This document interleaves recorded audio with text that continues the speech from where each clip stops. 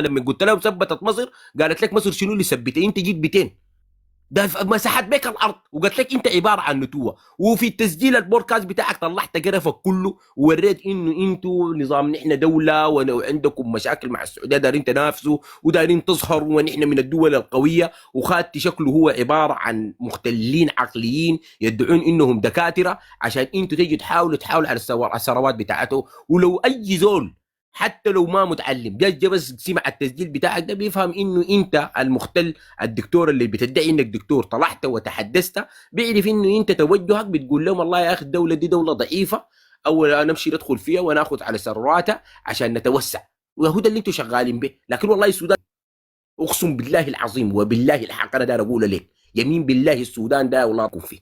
تجيبوا قحاطه تمشوا للدول الخارجيه، تجيب ترام نحن معانا ربنا، حاسي تجيك مويه، تجيك جن احمر، مطاراتك تاين، تجيك وزيرتك الجايبه وخوتها، تجيك فضايح دي تتردم لبي. والقحاطه ديل الان هم عارفين نفسهم برنامجهم مستحمى في السودان وما راجعين، فشغالين بقى شنو؟ خلاص كان قال لك مقدوده وسعها، شغالين بالبرنامج ده. السودان نحن ما حنرجع له، نخرب اي حاجه ونعمل اي حاجه. النقطه الاخيره الداير انا داير اذكرها، الشعب السوداني انتوا ماشيين لوين؟ انتوا دايرين شنو؟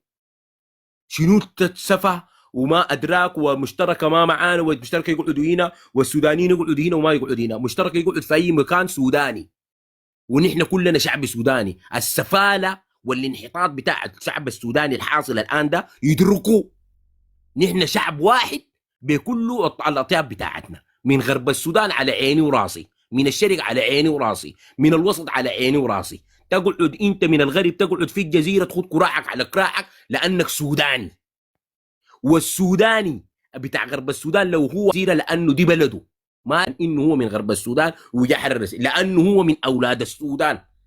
وبتاع الجزيره الليله اللي بيحارب في وطنه وبيدافع عن وطنه.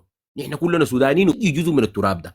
فالحتر والسفاله والكبر يجي يقول لك والله ده ما عارف بتاع اللبن والتراهات اللي ماخذينها فيكم عصابه الدعم السريع، وهم بيجيبوا لهم اعضاء يقول لك ده ود الجزيره وهو كده عامل فيها من ود الجزيره، ويقول لك ده الكاهلي ويطلع، وثاني واحد يقول لك ما عارف قوات مين، وهو متفقين مع بعض وطابخينها ظاهره زي الفيديو بتاع ود خليفه ده. فبطل الهبل الفارغ يا اخي، انتوا دارين تضيعوا البلد دي ولا قصتكم شنو؟ ما تحطوا تحشونا، ركزوا في الهدف بتاعكم وفي مشكلتكم. نحن سودانيين، لونك ازرق لونك اخضر في البيت الواحد، ممكن الواحد يكون لونه ازرق والثاني يكون لونه افتح شويه وبمختلف الدرجات، لكن ما في زول بيميزوه بلون ولا بمكان.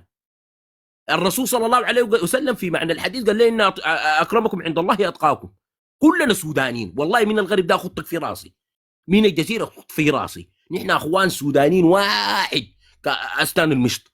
ما يجونا ناس يقعدوا يحاولوا يفتنوا بيناتنا وتقعدوا الناس يعملوا شيرات للامور الفارغه دي. نركز في اصابه الذهب السريع، ونحن كسودانيين محتاجين نعيد في النظر في اخلاقياتنا وفي وطنيتنا، والناس المتشرذين بعيد، ونركز في الهدف بتاعنا. كلنا جيش واحد، شعب واحد، مشتركه على براؤون على كلنا مع بعض نركز في عدونا. وتحياتي لكم، ندي الفرصه للاخرين. السلام عليكم. هي لك ربنا يديك الصحه والعافيه. فرصة بتاع محمد خليفة، لكن محمد